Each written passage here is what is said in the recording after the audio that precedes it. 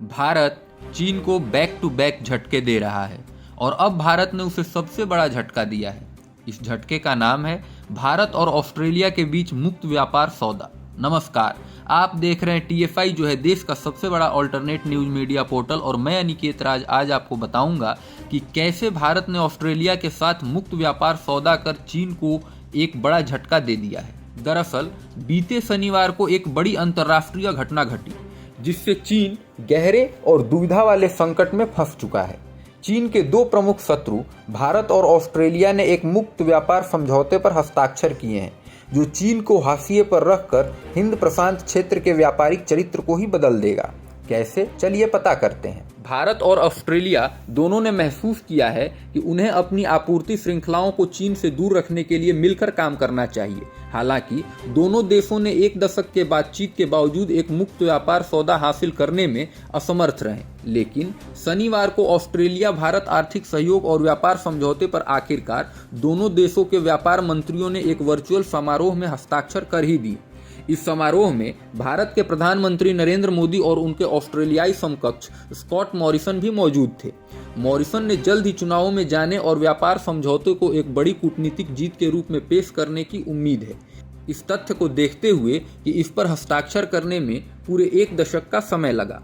Australia के खनिज उद्योग, कृषि, खाद्य प्रसंस्करण क्षेत्र और शराब उद्योग चीनी अर्थव्यवस्था पर निर्भर हैं। ये क्षेत्र चीन को निर्यात के माध्यम से अपने राजस्व का एक बड़ा हिस्सा प्राप्त करते हैं। जब से चीन ऑस्ट्रेलिया के संबंध खराब हुए हैं, चीनी ऑस्ट्रेलियाई सामानों पर प्रतिबंधों और अनुचित शुल्कों की धमकी दे रहे हैं। यह स्कॉट मॉरिसन सरकार के लिए एक चिंता का प्रमुख कारण बन चुका है। हालांकि भारत ऑस्ट्रेलियाई मुक्त व्यापार सौदे ने स्कॉट मॉरिसन सरकार को बचा लिया। इसीलिए मॉरिसन सरकार अपने निर्यात उद्योग में विविधता लाना चाहती है। यह ऑस्ट्रेलिया की चीन पर निर्भरता को कम करने को लेकर के है। इस सौदे के तहत भारत द्वारा 85% से अधिक ऑस्ट्रेलियाई सामानों से निर्यात शुल्क हटा दिया जाएगा, जिसकी कीमत 9.4 बिलियन अमेरिकी डॉलर है। भेड़ के मांस, ऊन, तांबा, कोयला, एल्यूमिनियम और ताजा ऑस्ट्रेलियाई रॉक लॉबस्टर से शुल्क हटा दिया जाएगा। इसी तरह अलौह धातुओं और महत्वपूर्ण खनिजों पर भी शुल्क समाप्त कर दिया जाएगा। वहीं दूसरी ओर 96% भारतीय सामान को भी ऑस्ट्रेलिया में शुल्क मुक्ति मिलेगी। डील को और आगे बढ़ाया जाएगा। भारत के वाणिज्य और उद्योग मंत्री पीयूष गोयल ने भी कहा कि भारत ऑस्ट्रेलिया के साथ त्वरित तरीके से पूर्ण मुक्त व्यापार समझौते की दिशा में काम करना चाहता है। मॉरिसन ने कहा कि दुनिया के दूसरे सबसे अधिक आबादी वाले देश के साथ मुक्त व्यापार सौदा आज दुनिया में खुलने वाले सबसे बड़े आर्थिक दरवाजों में से एक का प्रतिनिधित्व करता है। इसीलिए भारत सरकार ने ऑस्ट्रेलिया के लिए अपने निर्यात में विविधता लाने का एक मंच बनाया है। इसका मूल रूप से मतलब है कि चीन को दरकिनार कर दिया जाएगा और भारत उसकी जगह ले लेगा। यह मुक्त व्यापार सौदा हिंद प्रशांत क्षेत्र के व्यापारिक गतिविधियों में नेतृत्व की भूमिका निभाने के बीजिंग के सपने को भी ध्वस्त कर देता है। भारत ने क्षेत्रीय व्यापार आर्थिक भागीदारी से बाहर रहने का विकल्प चुना था, जो कि एक प्रकार का मेगा मुक्त व्यापार समझौता है जिसमें इस क्षेत्र की अधिकांश बड़ी शक्तियां शामिल हैं।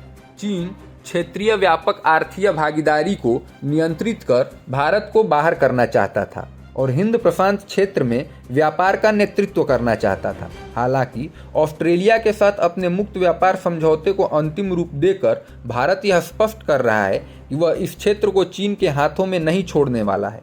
RCEP के बावजूद चीन ऑस्ट्रेलिया के साथ व्यापार युद्ध लड़ रहा है। यह क्षेत्र की अन्य दो बड़ी शक्तियों जापान और दक्षिण कोरिया के साथ विवादों में भी फंसा हुआ है।